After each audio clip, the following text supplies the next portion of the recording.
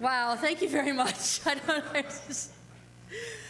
Yeah, I'm really pleased. I'm really happy with the work that I do with the students. I really like encouraging the students. I found myself way more interested, especially in undergraduate education, than I ever anticipated that I would be.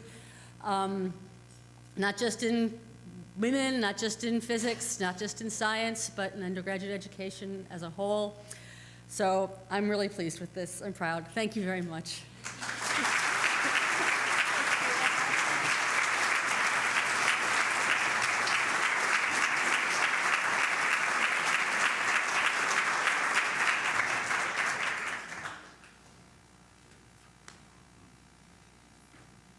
My name is Fred Standley, and I'm here representing the Friends of the Libraries to take part in the presentation of a new recognition for 2011, namely the Alumni Award for Distinguished Writing. Let me take a moment to introduce the Dean of the Libraries, Dr. Julia Zimmerman.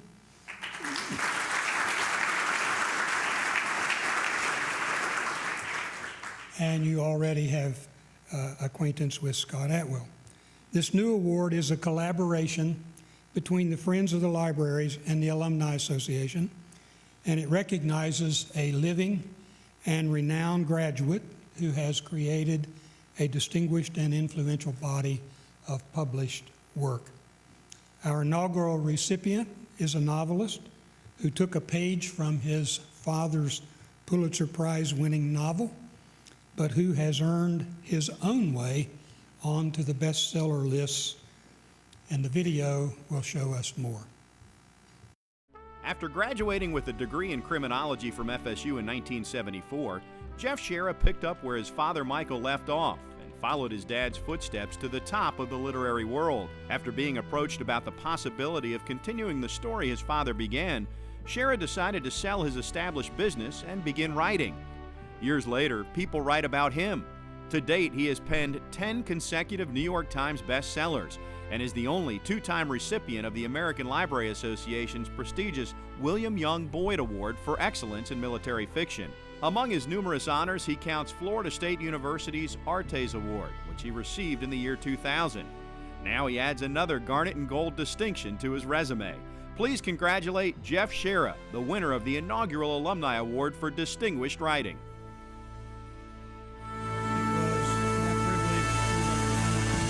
Colleague of Mike Shaara, and to have been chair of English when he won the Pulitzer in 1975 for The Killer Angels. It has been my privilege also to enjoy immensely the talented achievements of Jeff, first with Gods and Generals and The Last Full Measure, to complete the father-son trilogy of the Civil War. Now with 11 books published in the last decade and a half, including 10 consecutive New York Times bestsellers, Jeff embodies a high standard of distinguished writing, and we're honored to have him represent the university as the first recipient of this award.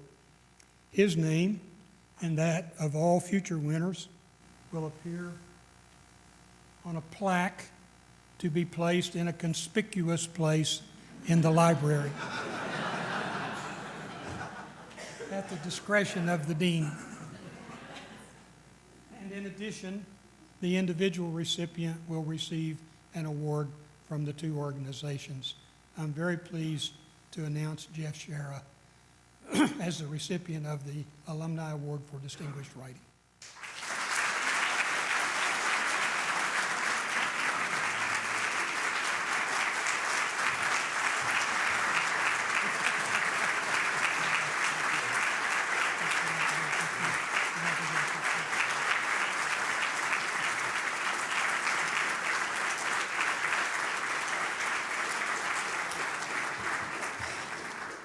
Wow.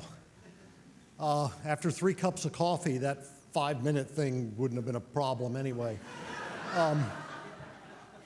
I am walking in enormous footsteps. I do not take that for granted. What many of you may not realize, Michael Shaara, my father, taught at Florida State from 1959 through 1974, taught freshman English, creative writing and American literature, Shakespeare. His career ended as the result of a tragic motorcycle accident in Florence, Italy, when he was on the faculty of the Florence program for the English department. And he was disabled after that. But the Pulitzer Prize in 1975 was the high point not only of his career, but of his life, and yet it did not really change his life, which is a very sad story in its own. In 1993, the movie Gettysburg premiered, based on The Killer Angels. Ted Turner took an enormous risk. The film Gettysburg propelled my father's book to #1 on the New York Times bestseller list 5 years after my father's death. He had no idea what he left behind. One of the things he left behind is standing before you today. I had no idea when I began writing at the age of 42. I had never written anything before. I had no idea that the way my life would go, the direction it would take, that I would ever be recognized for doing something that he did so well. And here I am. The great pleasure that I get from my work is not just having books on the bestseller list, and obviously that's a very nice thing. But I have come to know through my research and through the writing some of the most amazing people in our history. I mean, a brief laundry list from George Washington to Benjamin Franklin and John and Abigail Adams and Winfield Scott, Robert E. Lee, Ulysses Grant, Blackjack Pershing, Dwight Eisenhower, George Patton. These are the people I work with every day. These are the voices that I am so privileged to be able to hear and give to you. That's the joy, that's the inspiration that drives me to do what I do. And I can't imagine now doing anything else. This is something I hope to be doing for the rest of my life, but no matter how long I do it or how many books I create, I am very aware and will never forget where it started and the footsteps I am walking in. Thank you very, very much for this.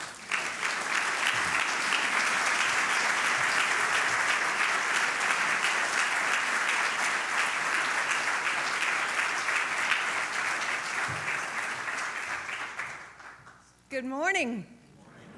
My name is Laurel Moordock, and I am thrilled this year to be serving as the chair of the FSU Alumni Association National Board of Directors. In that position, I get to do a lot of cool things, like ride in the parade, meet and embrace FSU's extended family, sit in the president's box. But one of the greatest honors I get to do today is to award the Bernard F. Sliger Service Award to Les Pantene. He has been billed by the Miami Herald as marketer extraordinaire, one of 18 people that helped shape the city of Miami. His legacy is an event, a 10-day event called Carnival Miami. It is the largest Hispanic festival in the nation. It began simply as a party on 8th Street. Calle Ocho? That was a hard one for me. Leslie is not only the life of the party, he put the party to life. Les Pantene. This is Calle Ocho. You can see wall-to-wall people for 23 blocks of Southwest 8th Street. After 30 years and 30 million visitors, Leslie Pantene is still amazed at how it all began. He had hired little trains to come up and down Calle Ocho so that people could transit from one side of the street from one end of the street to the other one, and it ended up being so crowded in the first hour that we had to tell them to go home. It started out as Pantene's Little Open House, a fundraiser during his reign as president of the Little Havana Kiwanis Club. A sign over his office door is a reminder of the event that not only changed Miami, but Calle Ocho's founder as well.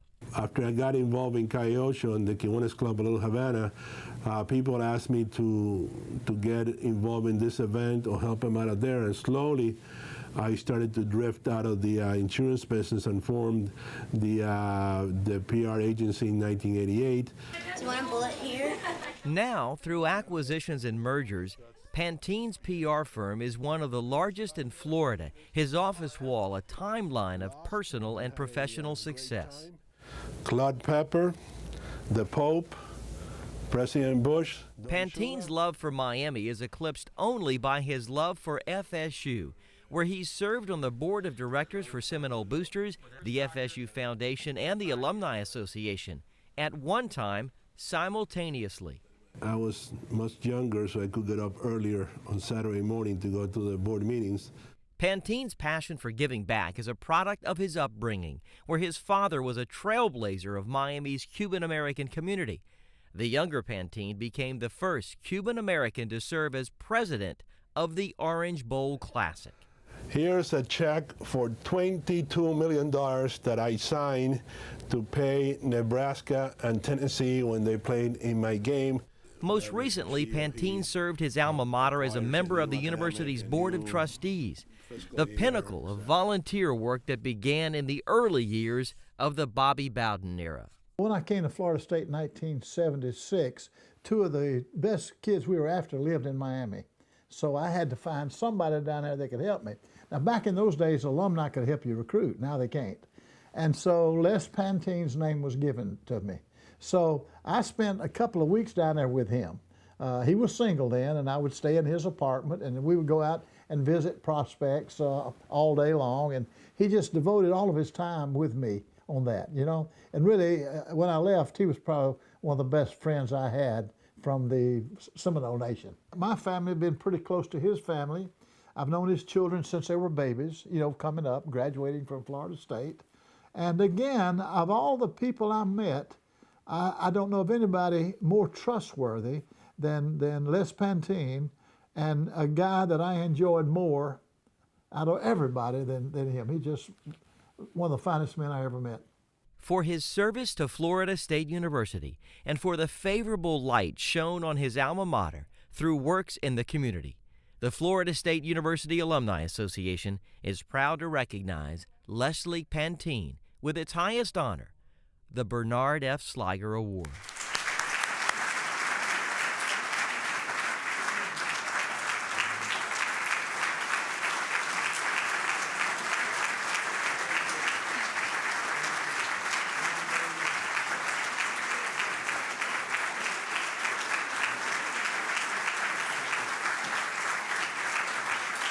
Thank you very much.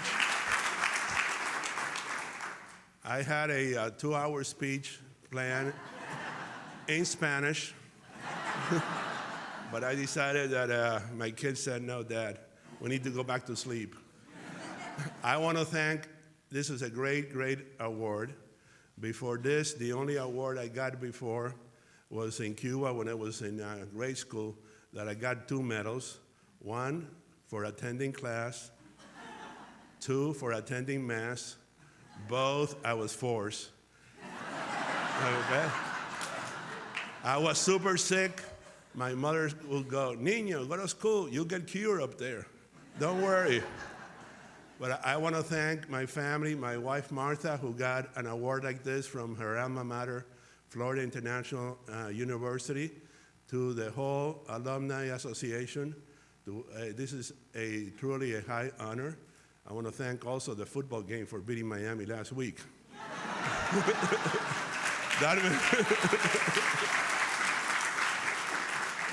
that makes our life down there, Chairman Harger, much, much easier. And I'm honored that in this audience is people like President Stan Marshall, who signed my diploma and still hasn't revoked it, and Governor Askew, who was a friend of my father and still a friend of ours. And the most thankful that I'm about Florida State is that 3 years ago, my son graduated from Florida State, and hopefully a month from today, 4 weeks from today, my daughter will graduate. But thank you very much. This is a great honor. Thank you, FSU.